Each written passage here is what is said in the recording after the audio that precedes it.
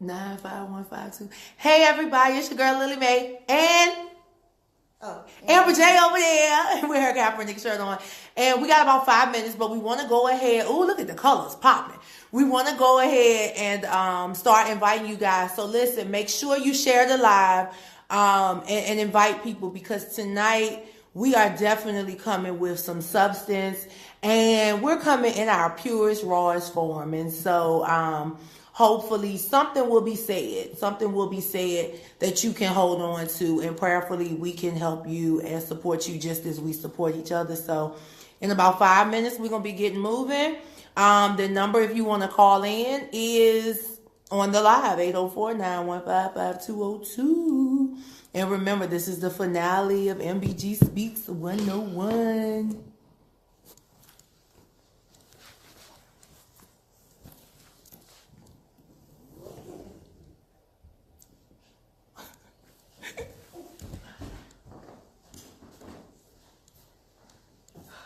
The title of your show is the same? MBG Speaks 101. Brother Q, you done did our show before. You done did our show before. Just give me your name.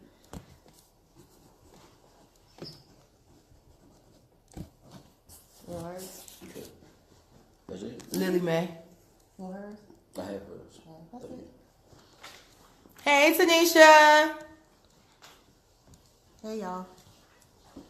Yeah, see my afro. Ooh, look at that. I don't know. Yep, if you put it right there. I'm just adjusting.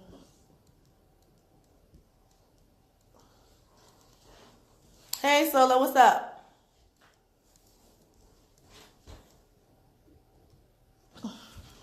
Shit, I'm trying to stretch these calf muscles out.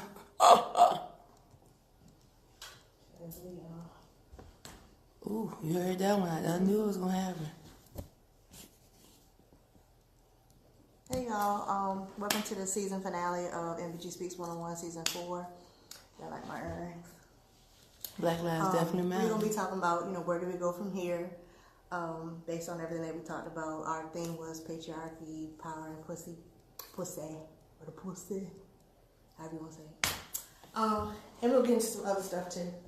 So, sit back, relax. Information is on the live to call in.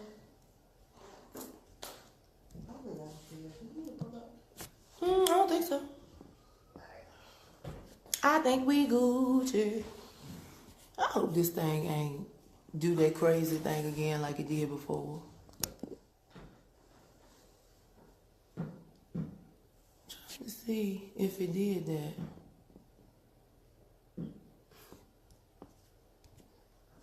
Well, I don't think so.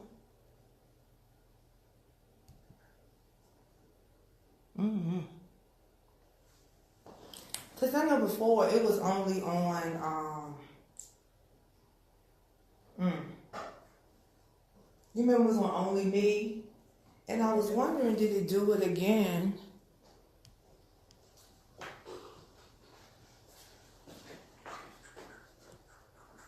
And you can't. I didn't hear you. You don't post no more? I don't post? Mm-hmm. Because I ain't been on it in a while. We friends on Facebook? Yes. What's your name? Amber. Amber? James. Let's see if I can get that one here. I haven't been on. Here. I mean, I was on this week. Oh, okay. I haven't been on. I've been busy. I have to adjust it from here.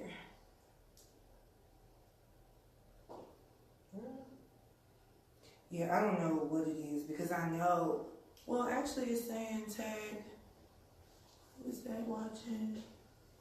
So someone, I don't know why it's not showing. Hold on, we're going to find out though. Please excuse my dirty boots. Dirty boots. When you walk out for a round in a cemetery and it's cold. Yeah. I'll be checking y'all's comments after our first break.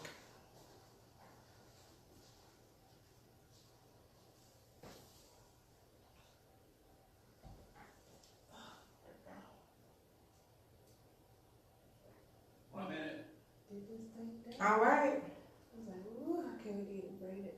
I get tender now. From the ends. Okay, let me see what's going on with this one.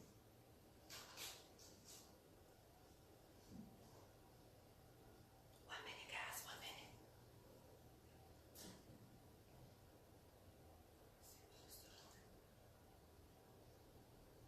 Yeah, see, it's doing it again.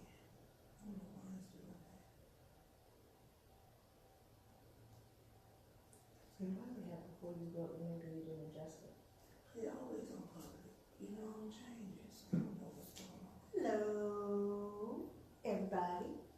It's MBG Speaks 101, Season 4, last episode of Patriarchy, Power, and Pussy. if you haven't been paying attention to us, are we on or not? No, we are. Ha! My bad, y'all.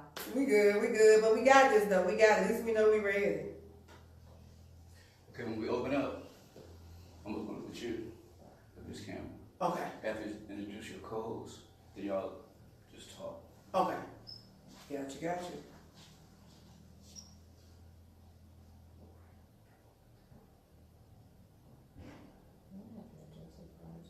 I'm trying to send it to the group. Send the groups now since I got this group, since I got this group.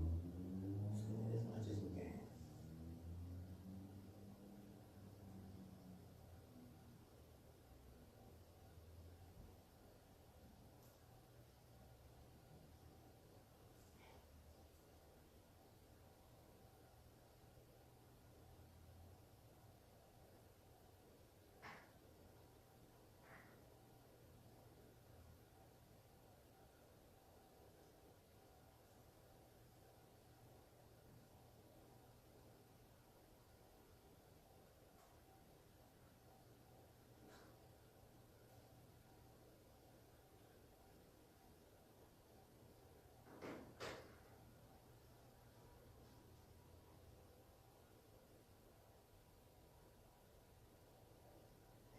Welcome back, everybody, to the season finale of MBG Speaks 101 Season 4. I'm your girl, Lily Mae, and Amber J is definitely in the building, and she is really in her purest, rawest form. She bringing it tonight. Wait until you see what Sister Girl, Sister Soldier got going on.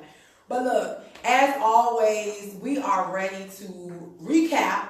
We're going to recap the season, but we're also going to bring to you the most transparent, purest form of motivational brown girls that we can. And we are going to seemingly tell a little bit about our story so you can understand where we go from here and why we, in fact, titled this segment, Where Do We Go From Here? Amber, wow, it's been a while. It's been a wild season. We had a lot going on between Amber J and myself. We had a lot of tragedy hit. But I think that where we are now is that we're ready to use those incidents and the things that have happened with us and our respective family and relatives to try to help you understand that it's okay to fall, but you got to get back up. It's okay to fall, but you got to get back up. So, Amber J, patriarchy, power, and pussy. First and foremost, you know we talked about this last week, but listen. One of the major things is that make sure that you are proud of yourselves for getting out and voting like you did. It may not have turned out the way you wanted to, but you got out, you went to vote, and we actually did make history. Mm-hmm. And that's what it's about. The reality is that my mom always say Rome wasn't built in a day. So this mess didn't get tore up in a day, so we can't fix it in a day. We cannot fix it in one election. Right. We have to really show up and show out in 2020. And the reality is that we also have to get behind our local officials and state officials and hold them accountable. The reality is that they can do no more than we allow them to do. And you're like, well, yes, they can. They got power. No. They have the power that we give them because we keep our mouths shut and don't speak up. That's true. That is very, very true. And again, to reiterate, as we always say, local officials always have greater goals in mind, whether it be Senate or House of Representatives, whether it be the president. anything higher, that's always a goal. Some of them don't just want to stay at a delegate level. So you have to keep that in mind when voting and all of that, because they are ambitious for different levels, all that kind of stuff.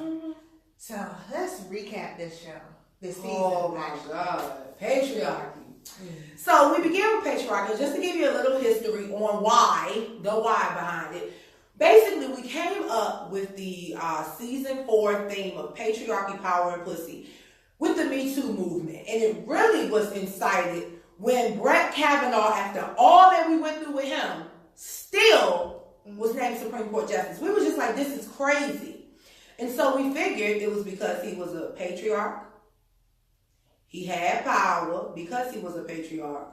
And he used that power to manipulate the pussy. And then I was gonna say take it, but punish an individual for tattling. But at the end of the day, they said boys will be boys. Now, Bill Cosby, R. Kelly, they're predators. But for Brett Kavanaugh, boys will be boys. Hugh Hefner. Boys will be boys. He the man. Oh, he is the man. Indeed. So, thank you for supporting this season. It has been awesome. But when we talk about patriarchy, we are talking about the power that men have. It's basically a male-dominated society. And pretty much what the patriarchy is, it's when men have set the rules, they have set the tone, they are dominating, they are in charge. We have no place in the patriarchy. So they think. So they think. And so then we moved into the power. And Amber has some awesome analogies with power in the book Black Privilege. You definitely want to look at that. But relative to power, we talked about the 6 forms of power. We talked about coercive power. We talked about reward power. We talked about expert power, informational power, legitimate power. And when we talked about those forms of power, we use current events to help you understand how those forms of power are used to manipulate individuals to then giving up that pussy. As Plies said, that pussy. We talked in the last segment of pussy. It wasn't in a derogatory sense, but of course of how everything comes together. How it's in music to first to get the power, then to get to money, then to get the pussy. The power of the pussy. How is it in movies? How a person of status, of some type of stature, it didn't have to be political, but some form of status, where it was like a high ranking in fraternity or in your own crew, and how, because you the man, it led you to getting that, the pussy, and how sometimes because being that there's an imbalance in this masculine toxicity and all of that, men just get caught up in it, and it gets them in trouble. That's true. Chasing it because there's no balance. Because you're like, okay, I got the position, CEO. I'm getting the money, so I can buy things to look like I have the status. The next thing is to get the girls, because we've associated that with status. We've associated, women with money, with status, and of course, when all that falls, you left with nothing because all that goes. But that's what we talked about in regards to the last P, the 3 Ps. I thought this was an excellent It was. A lot of people, shout out to y'all, the fans, and everybody that reached out, Facebook Land, everywhere that was like, man, this was deep, good theme. Yes. It's not really talked about. And it gets your thought process thinking like, man, it is a male-dominant world, and it seems like men can get away with it, especially white men. Like she was saying, certain artists, certain men of a certain caliber are looked at as predators. Russell Simmons looking at as predators, or whatever the case may be, but Hugh Hefner, the man. But what's the difference? And color? there's cultural context there. There's historical context. Historically, we were barbarians. We were animals, and that's how we were looked at. So, history repeats itself. Mm-hmm. History repeats itself.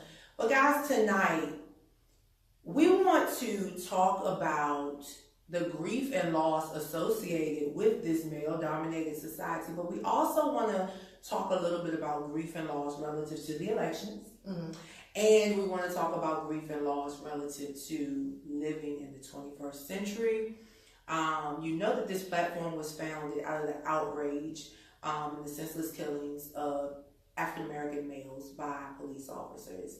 And the major two that really catalyzed this thing was the shootings of Philando Castile and Alton Sterling. And so, with that being stated, our community has suffered a great deal of grief and loss, okay?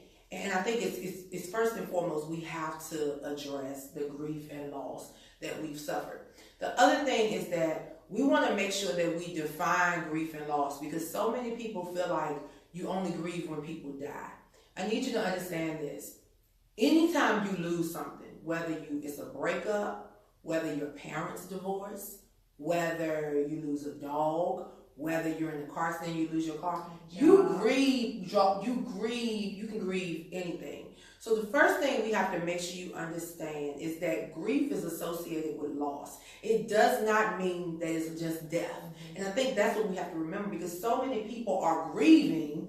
They're acting out the anxiety, depression. You really don't know why you're feeling this way, and it's because you're grieving the loss of something, whether it's internal or external. And tonight, that's where we want to go. We want to talk about the grief and loss that a lot of these women are going through, because what? They lost their battle, so to speak. They exposed these men, but they're still being persecuted. Mm-hmm. So they're grieving the fact that no one is listening to them, which they're losing their self-respect, which is what? Internal. They're grieving. You have to understand that this grief thing is not just about death. It's about loss. Secondly, let's look at the elections. Now, we're still counting votes in Florida and Georgia. Why? Because the reality is that Florida seems to always have a problem with their ballots. And now Georgia's following suit. Knock, knock, knock, they're right next door to one another. So right now, individuals in those states are suffering from a great deal of loss because the uncertainty,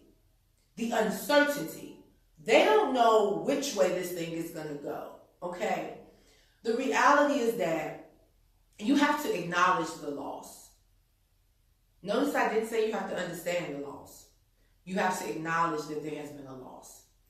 Once you acknowledge that there has been a loss, then you can start the process through it. You don't have to understand the loss.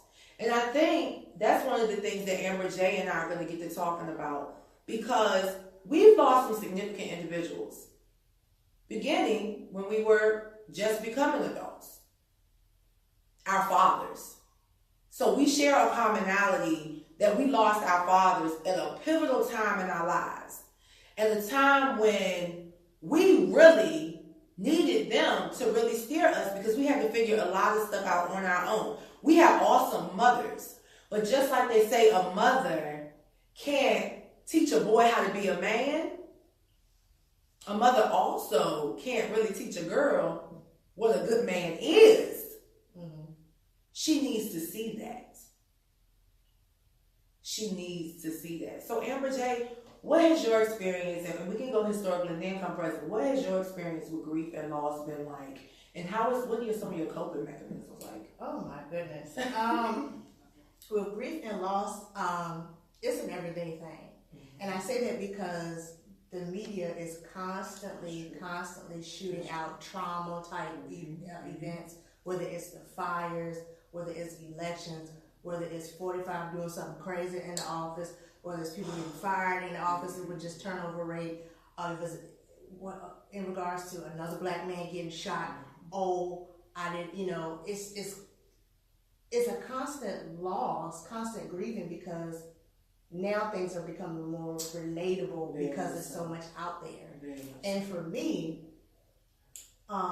in regards to that, I just stay off social media because people tend to recycle, which reopens the trauma. That's true. So I just, I see it. I stay off social media for a little bit till that type of topic dies down, and then then I may address it if it really is bothering me. I may just make a status of some sort.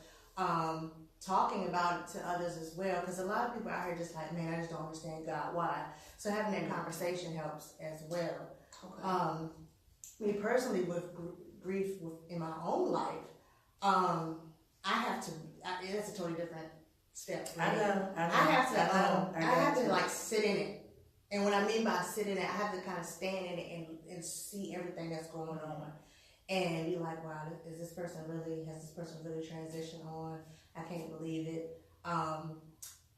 Understanding what I'm feeling, because the loss of my father is a completely different feeling versus like a grandmother for me, or like a cousin that I may not be close to or something like that.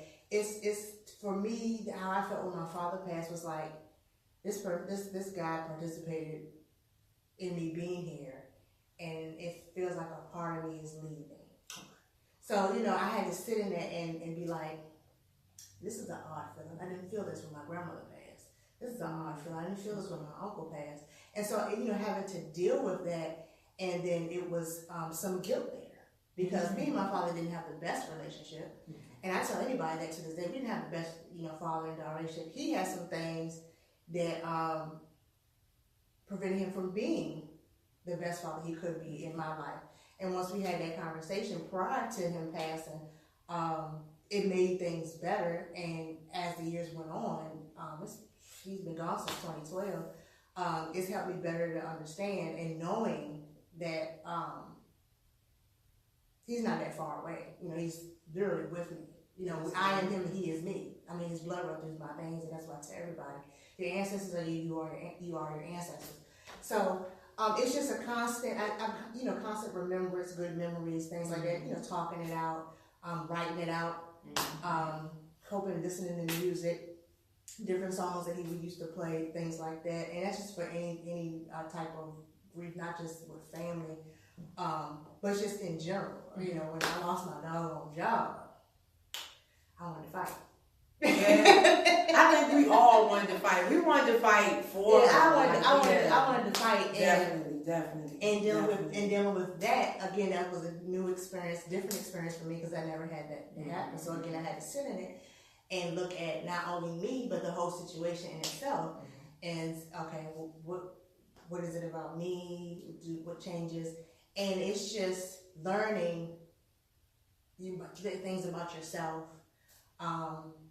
that I probably wouldn't have known or learned if I didn't come about it, if that situation hadn't happened. It had to be drastic. Some things in your life have to be drastic for you to be like, yeah, they do.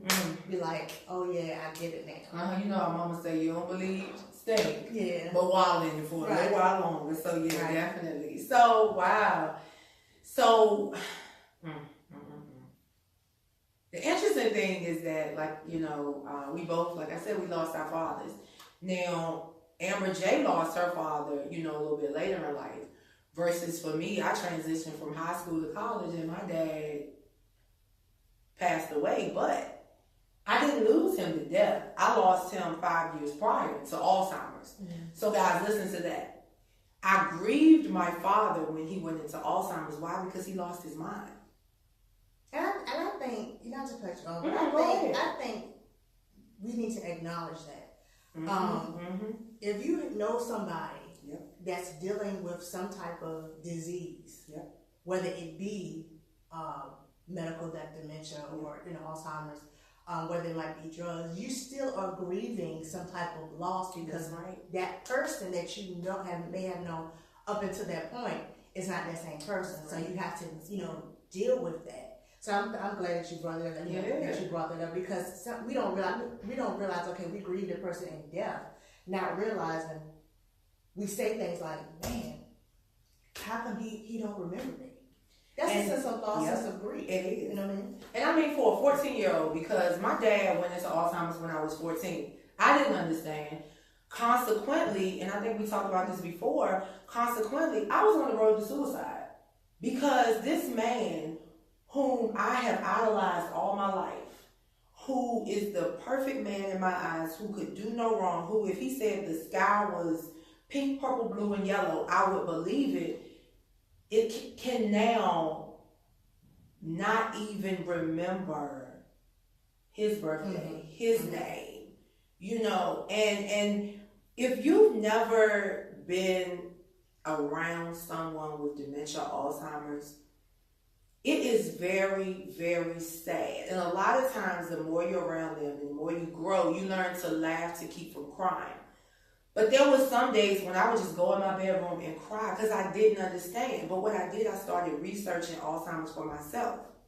And I started to understand what it was. And then with that, I learned, oh, okay, so this is what I have to do when he starts doing this. Okay, I'm just going to feed into it. So then, when my friends would come to visit, I would explain to them what was going on. And then it was like, we'd have a good time. He'd just be tripping, walking down the hallway, talking to himself in the mirror, thinking it was his daddy. I said, wait a minute, if you talking to your daddy, you need to go somewhere with that. Ain't ready. So people didn't understand when he died and we were happy because he didn't want to live like that. Secondly, what you have to understand with loss is sometimes loss is necessary to save someone else. Yes. My mother started to give down because she was taking care of him at home for 5 years with Alzheimer's. She started to give down. Now, what was she going to do with a teenager? Well, both of us were teenagers because at the time, I was between 14 and 18, and which means Linwood was between 19 and 24, but we're still young. We've never had to really be on our own. We always had mom and daddy. So if she would have given down, what would have happened to us? Once again, I say, you have to acknowledge the loss. You don't have to understand it, but you have to acknowledge the loss to be able to work through it. Okay? And then you have to research your own loss. You have to research your own loss. I did not know that although I didn't grieve when my dad passed, what I found out was that after that, when his brother started passing, that's when the grief hit. That's something else, guys. If you don't feel like you're grieving, don't think that you're weird. Because I was like, well, maybe there's something wrong with us. Maybe we don't be hooping and hollering and trying to jump over. We ain't jumping over no caskets in this family. We don't do that. But what I realized was that when my dad's brother started passing, that's when it really started to set in. Wait a minute. My daddy gone. Every piece of him that would be left, because he was one of the eldest, now I'm grieving. Now I'm reflecting on, oh my God, my dad not gonna see me get married. He's not gonna see me have no kids. He's not gonna see me do X, Y, Z. You know? Right. And I grieve more now than I did when it first happened. That's the same way with my uncle. The same way. When my uncle passed, and he's the last patriarchy, I would say, in that particular line, because in the line, the generation that I'm under, or the great, however you want to say it, that I'm under. I got you. The only one left of their children is my great aunt. My great aunt. Okay. And so she's left. She outlived everybody. So this is her nephew. You know, they grew up together, you know, and all of that. And again, as far as him and his sister, he was the last patriarch, because, you know, my dad passed, so he's the last patriarch. So when I learned of his, it hit me, because I was like, the men are gone. I remember. The men are gone. And it's just the women folk. And I was like, oh my, you know, OMG, what? You know, it blew my mind. It was just, again, a different experience. And the steps I took for my dad's passing, the steps I didn't take for my dad's passing, I took for my uncle. Because I went back to work early, thinking I could deal, just kind of went into the work and not trying to deal with and not process it. Versus this time, I was like, no, I'm going to do for me, because I got to be mentally straight to even operate in my capacity with other people in my job or whatever, while dealing with this. You know, so it was again a learning process, because when my father passed, okay, all right, you know, take your little 3 days or whatever, you know, come back to work, just boom, boom, boom, and not really sitting in it and process it. And it took me some years for me to be like, my dad's gone. I couldn't go into I couldn't even go into a card place and get a Father's Day card because I would feel sick. That's the type of, that's the type of stuff, because I wasn't dealing with it.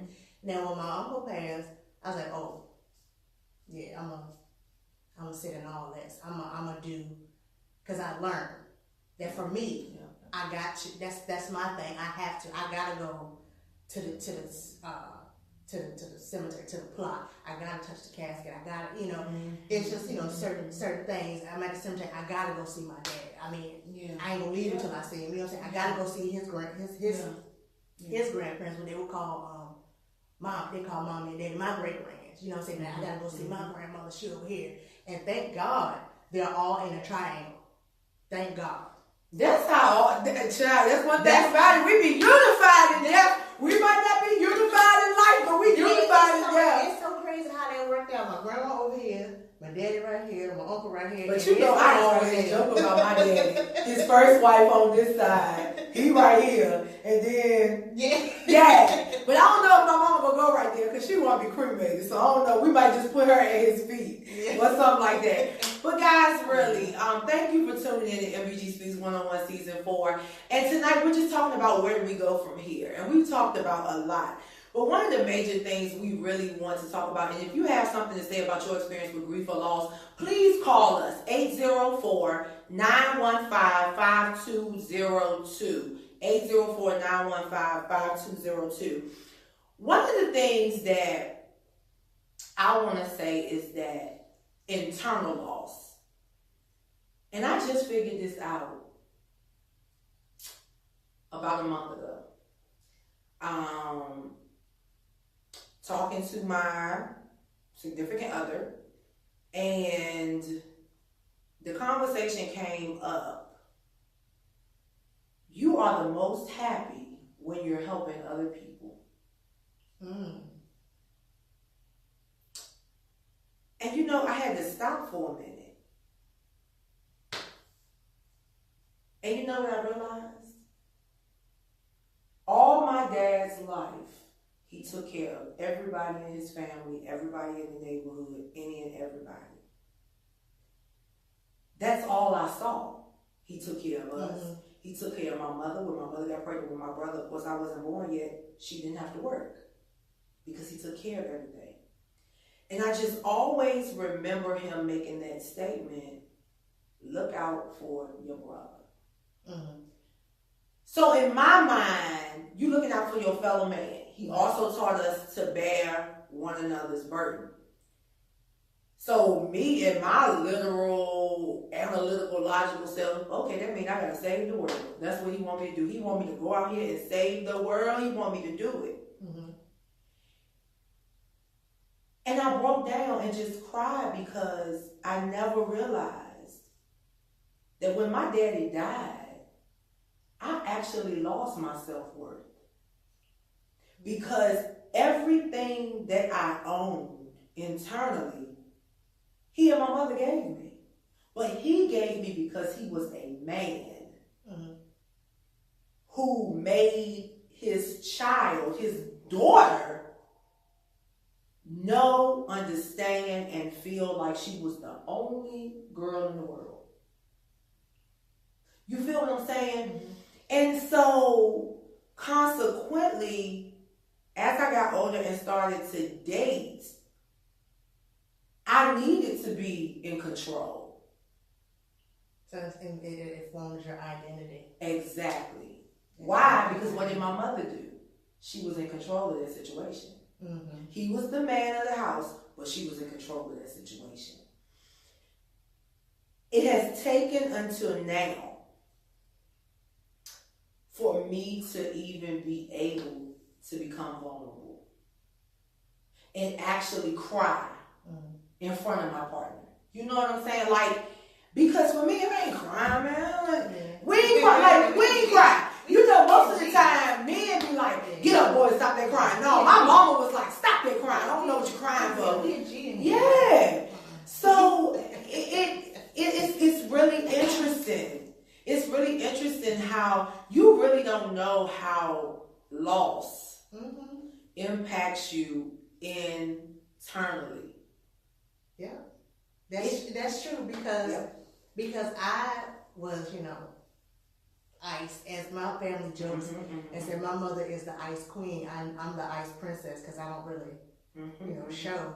But it took my father passed for me to be real sensitive to just, I could watch a movie and not cry, it wasn't nothing bother me. Now I watch movies, I be crying. I have more compassion. It's just certain stuff has shifted because I needed that, to be honest. I needed that because when you operate in a certain way for so long and something hits you, whether it is a loss of some sort and grieving, things shift within you. They do. Oh, they do. Things shift within you. So now it's kind of like, when I lost my job, of course I was devastated. So now it's like, if I lose a job, I just get you know how to cope with that. Yeah. You know how to deal. And so when somebody else you may know deals with that situation or has a death of significance, you're not just looking at them like, girl, you're more understanding. So you're like, you know what, I completely understand. This is how I help. This is what I did to cope. Maybe this may help you. Versus you kind of looking like a deer in headlights. Well, I'm praying for you. Send my condolences, and that's it. Versus saying, you know what, I completely understand. My father passed too. Was your father in the military? Yeah. Do call so and so and so and so and so. Like I had to do that for my uncle. He was in the military. Called, the Veterans Department. You gonna need this? You gonna need that? They hand out this. They hand out that because something I learned.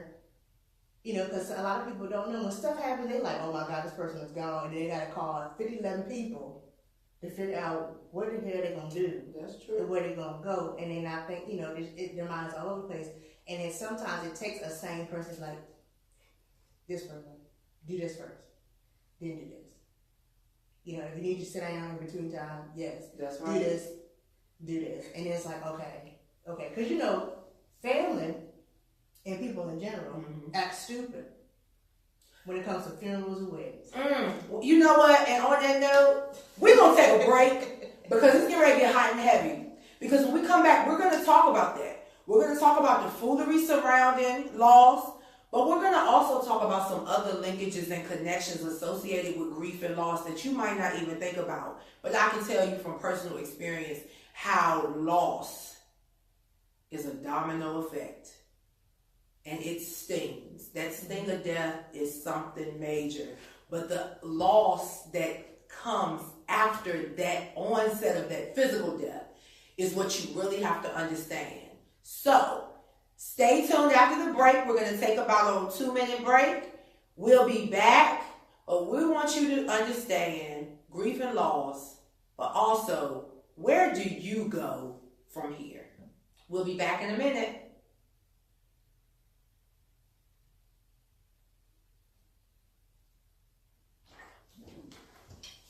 Good show. Thank you. Hey, everybody. Thank you so much for tuning in. We're going to take a 2-minute break, and then we'll be back. I'm going to check out some of your comments. Thank you so much. But like I said, thank you so much for tuning in. I hope you guys are able to get something from the show. We're really excited. We're really excited about this. So, let's see here. And for real, if you have any questions, comments, please call us 804-915-5202. You can call in anonymous. Nobody have to know who you are. But we are really talking about this grief and loss thing because a lot of times we don't realize how it impacts us until years down the line. And you wonder why you're moving like you're moving. You wonder why you're maneuvering like you do. And the other thing is, people don't understand how the loss of their innocence impacts them when they become adults. And I'm actually assessing and analyzing the situation right now as to why we have so many individuals who are sex addicts, love addicts, and things of that nature. And it's really, really interesting. So definitely tune back in. We'll be back in a minute or two to get back to grief and loss. Where do you go from here? Let me tell y'all about the Samsung phones. Can you do me a favor and switch your microphones? Mm-hmm. Okay. Hey, Royalty, I see you on. Somebody at the door. Who in there? Let me get up. You remember that? Mm-hmm. Oh, call me for you. These Samsung phones, be trying to tell you y'all ain't got no memory in their you because they want you to get your new phone. You know, people don't take the time to explain death to their children either. Nope. So they don't really know what their children go through. They don't. And that's true. That's true. That's so true. Let me know when you're ready. All righty. 6:33. We can go. Oh, after you get the book. Thank you so much, guys, for tuning in. I hope that you're really understanding what we're discussing and why we're discussing the things that we're discussing. This is a very significant topic, and it's very, very, very important. So thank you so much for tuning in. I got royalty. I have royalty inside my DNA. Okay, that's all I want to do. I see you tomorrow, royalty. I think. How you doing? I think I see you tomorrow. I don't know. I can't remember.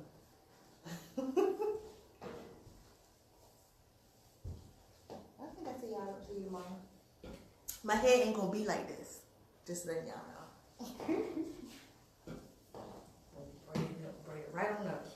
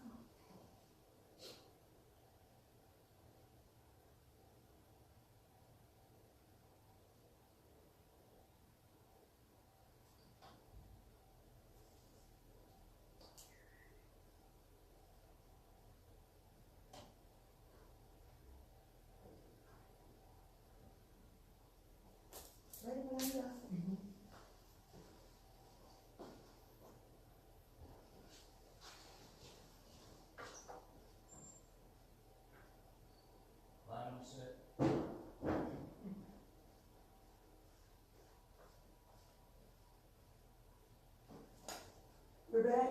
Are we back? We are back. Welcome back to MBG Speaks 101 Season 4. And this is the season finale. And that's why we're bringing it hot and heavy for you. Wow. So, Amber J was getting ready to take it there. About the foolery that comes out of death. Mm-hmm. But before she takes it there, I want to expand a little bit upon loss and how death impacts and transmits, transfuses, and causes other things to emulate loss. For me, my dad passed away in 2004. It was just Linwood and myself, my older brother and me. So what that means is that the only connection that I have to my dad is my brother. Mm-hmm. Consequently, a year after his passing, my brother got married. So what happened? I lost my brother. So in my mind, I'm angry because I lost the first man I loved and the second man I loved. Right. Within a matter of 12 months. People, if you've never dealt with that, you can't tell anybody, oh, that's stupid. It's not stupid. Unless you understand my mental and how I grew up, being that we grew up as a family unit. People that didn't grow up in a family unit like that will not understand how the death of my father and then my brother leaving the nest, so to speak, getting married was traumatic, because I didn't have a time to grieve. I didn't have enough time to truly be able to process with him that our daddy is gone. What do we do now? Right. Because all we saw growing up from the 434 unit of Joneses was dysfunction. Siblings that could not get along. Siblings that I never had a dinner with my uncles, but I could go out of town and visit the family out of town. So consequently, what happened? My brother and I couldn't process through it. So what happens? Separation. Yeah. You have to understand, no matter how much you think intergenerational transmission of behaviors is real. It's not a myth. It is real. And no matter how hard you try for it not to happen, it's inevitable if you don't work through the things and if you don't openly discuss the things that have harmed, like Amber said, your ancestors. And you have to understand that. You have to understand that. We were raised, grounded, and rooted in faith. But in the 9th hour, I didn't give a darn about their Bible. Why? Because my daddy was gone. And then after my daddy left, my brother was gone. Then my grandmother went into Alzheimer's, my next hero. Then I get to graduate school and now she's gone. Trauma. Trauma affects people in different ways. For me, it caused me to become complacent in a relationship that was, I don't want to say it wasn't moving, but it wasn't for me to move in. It was love.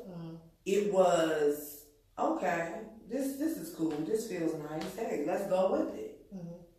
And then I never, I always say, I never want to say I wasted 8 years of my life, but as I look back and think about it, it's like, okay, what did I gain? That's how I used to think. But now I know what I gained. I was able to finish those degrees. And the reason that's significant is because anybody that know me know I was buck wild in college. Buck wild. You know what I'm saying? Buck wild. And so, if I hadn't been in that relationship, though, I probably wouldn't have had any kind of calmness or structure whatsoever. And I really would have walked to the beat of my own drum, which I did that anyway. But I had some kind of taming, so. But you're right, Amber. I tell, I told my mother, we talk about death a lot. Because what? I watched, at one point, people were dropping dead in our family like fly, they were dropping like these swat flies. But the interesting thing is that I said, Mommy, we need to hurry up and do these prearrangements. Yes. Because when that time comes, I don't want to have to deal with nothing. Yes. And that's such as uncomfortable of a conversation that is, it's imperative that it needs to be done. It's so interesting because I watched the episode of Adam Ruins Everything that comes on True TV about death and how there's different ways to go about burial, not just getting a casket. There's a natural where you just bury in the ground because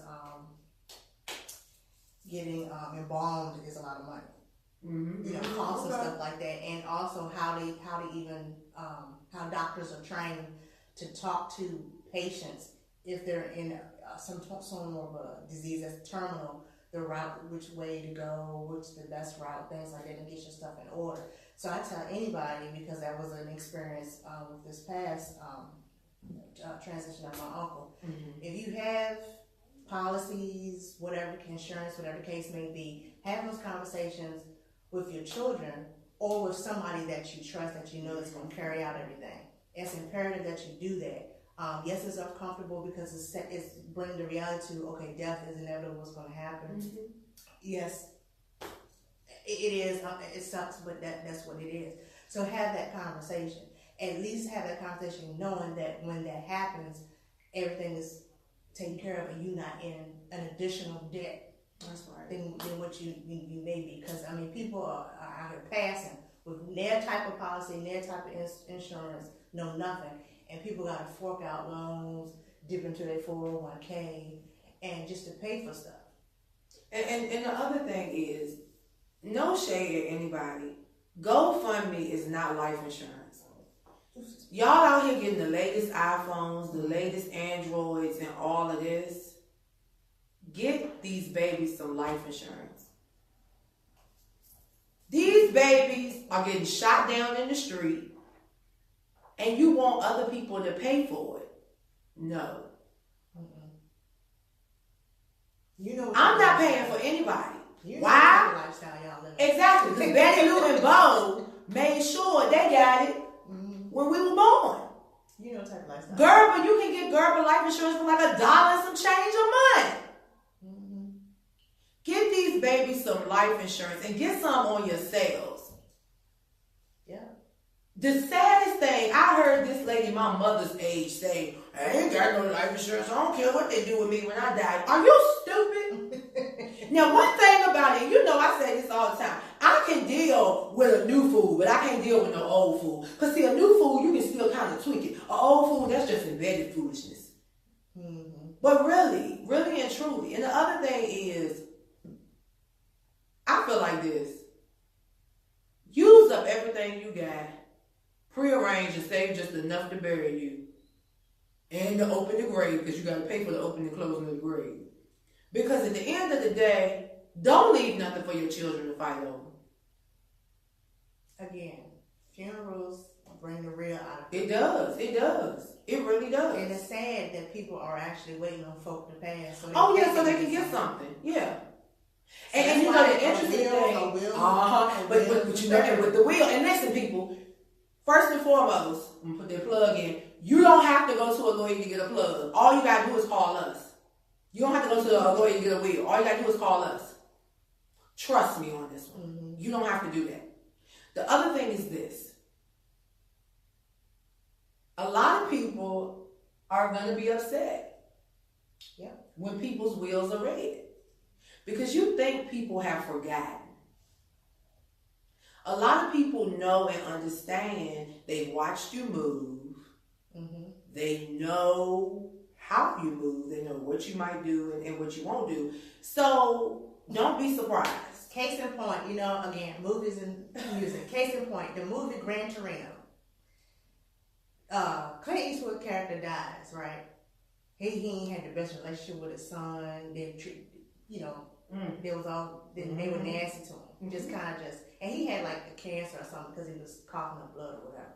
So instead of just outright telling him, he was trying to say without saying it. So the son's not picking up on the fact that something's wrong with my dad. My dad calling out the blue. That's not odd. It's odd, but I don't know. Anyway, he befriends this little boy in the neighborhood. He's a Korean. And the boy ends up working for him. He pretty much having that father-son relationship with this boy. And being that Clint Eastwood don't want to do chemo or nothing like that, he pretty much goes to the gang, gets shot up, fake like he got a gun because they was messing with the boy. Anyway, the will gets read out. So the son and his children and the wife like, oh, okay, you know, dad got this big house, he got some things in his house. Oh, we about to get it in. When they read who that Gran Torino was gonna go to, it went to that boy, his next door neighbor, and not to his son, to the grandchildren, nothing like that. It straight up went to the That sounds so familiar to something that just happened very close to me. But anyway, so that's why she said you may get mad because wills unless the person is like terminal to where they can't change it right then and there. If they deemed incompetent. But 9 times out of 10, somebody, and there are people that have rewritten their will on their deathbed. So all the time, people aren't incompetent. You gotta be careful when they're on their deathbed. So don't get it twisted. Don't get it twisted. And deal with your animosities now. Do not wait until that person has transitioned and feel guilty, feel some type of way. The shoulda, woulda, couldas. Things happen. We all wish we could live forever and have that one last time, that one more moment. But that one more moment is going to be another. Let me have one more moment, and another one, and another one, and another one. So just try to get all that you can get out, and understand that the way you're raised or the way things happen in your life, don't stay mad with whoever raised you, because you don't know. Without having that conversation, you don't know what they dealt with as to why they're bringing you up the way they are. Yes, some factors, kick in, but until you have that conversation, which I encourage everybody to do, until you have that conversation with your elders or your mother or father, whoever that raised you, to be like, why did you stay with him? He was beating on you. Why did you stay? Well, my father was verbally abusive to my mom, so that's all I saw. What I saw. Then you're like, not excusing it, but it makes the understanding better. You're like, okay, I get it now. And it's real, Amber. It's so real that you even use that. And for me, and I'll be really personal. My battle right this moment is truly being able to tell somebody how I feel. And I can lay people out all day, but when it comes to somebody that I love and care about, I cannot tell them how I truly feel. Why? Because my mom didn't do that. My dad did, but my mom did. I'm a woman, so what am I going to... Right. And this is what I'm saying. We don't realize, and I'm saying we know I don't have children of my own, but you guys know I taught high school, and I know I impacted those babies. So I say, we don't know how we impact these babies. I tell people all the time, I feel like I had the best upbringing. My brother and I had the best upbringing ever. But I also can see the difference in the child rearing that they did for my brother versus me. I can see that there was more of a shelterization there versus with me. Number one, I was running wild. I was rebellious. So you ain't about to tell me what to do. You tell me what to do. I need to know why, how, who said that. Well, let me try it this way and I'll deal with the consequences. Let these babies learn on their own, but also be their parents. Right. Stop trying to be their friends. Sorry, y'all. Facebook Live on my phone when I act a fool. That's what loss is all about. That's what loss is all about. Yeah. That's what loss is all about. You have to guide. You have to process. You have to mentor through that. And I mean, it's serious. It is so serious. I know that for Amber J, and I think I speak for the both of us, all we have left are our mothers and our brothers. Ironically, that's what we have left. That's true. Now that you think about it, that's true. We lost our daddies. We only have our mother and our brothers. And of course, we have nieces and nephews, but those are the only two individuals that can sustain us if anything were to happen to us. So we only have our mothers and our brothers. That's significant because the relationships must be restored. Yeah. Loss of relationships are the most destructive to one's internal self ever. I think about someone that their family is perfect and everybody is perfect. But what I began to notice was that perfection is an insecurity. And I said, look, hold on, wait a minute, bro, pastor. Wait a minute, I gotta talk like my dad now. Wait a minute, bro, pastor. Perfection is an insecurity. Because you have to internalize this perfection to really force yourself to love yourself. Because you weren't taught how to love yourself for real. You were forced to love yourself. You can't force anybody to love themselves. That has to be taught. It has to be internalized. It has to be given. And I had to self-reflect and say, you know what? I am flawed. And it's okay. The problem is when you can't accept that you're flawed.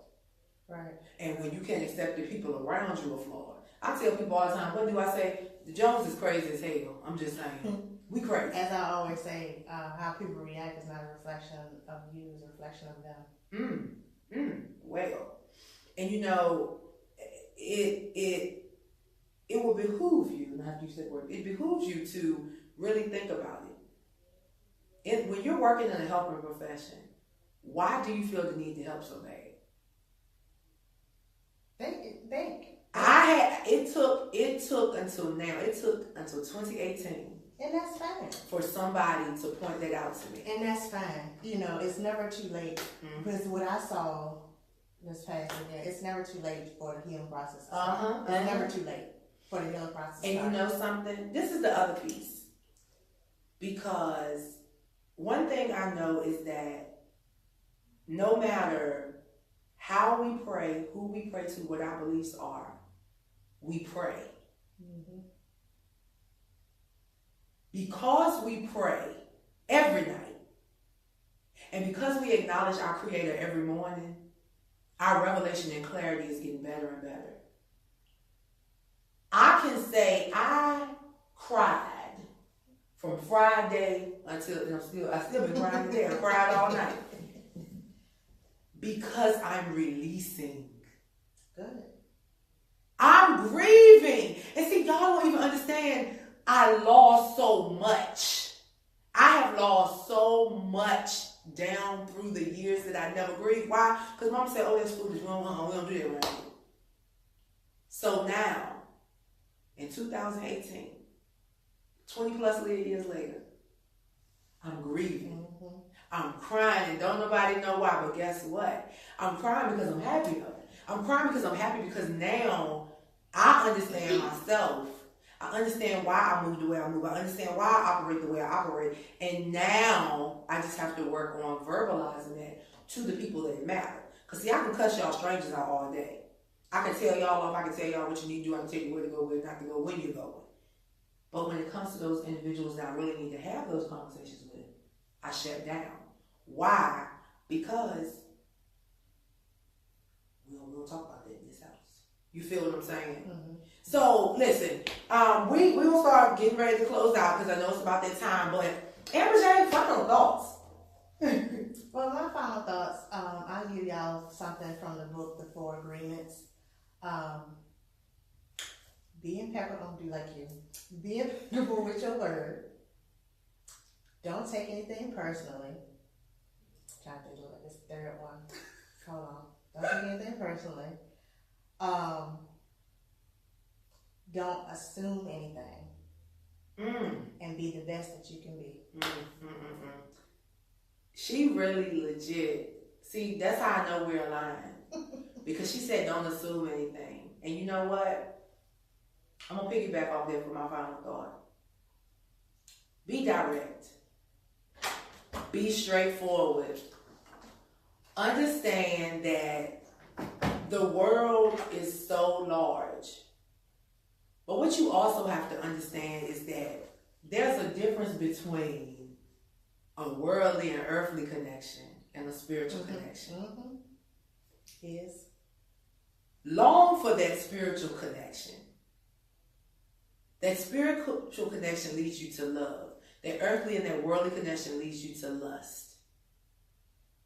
And when you know that you have that spiritual connection, you will know because you will glow.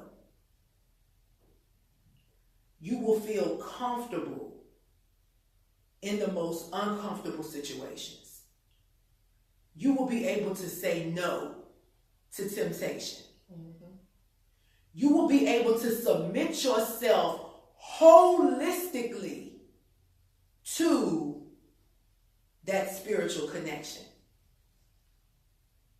The reality is that we live in a time where everything is put together. The Kardashians, the K. Michelle's, the Nickys. But what happens when Dr. Miami and Dr. Kurtz and all of them demise? And there's nobody else to maintain this external vessel. What do you have? you have an empty core because you spent more time trying to look beautiful than really trying to be internally beautiful. Don't assume that everybody wants that figment of their imagination. Because that spiritual connection will come in and it will wish you away and you won't know which way you're going. But just know that at the end of the day, all you actually have is your relationship with the higher being. No matter who that is, no matter what that is, you need that relationship because that spiritual connection is the only thing that will get you through the wee hours of the night when you just don't know what to do. And everything that's put together ain't, it's a slow process, just putting it out. Very much so. Because all these fake stuff, it take time to heal. That's But right. anyway, this is MBG's one-on-one season 4, season finale. Yes. Of course, we'll be back for season 5 We with will. new flavor. Hope y'all enjoyed the theme, patriarchy, power, and pussy. Again, there's a new electives that's representing your state, your district, your city, your county. Hold those people accountable. That's right. Make sure they do their job for y'all. I'm Amber J. I'm Lily May. And as always, MBG listens. And then we speak. Have a great evening, ladies and gentlemen.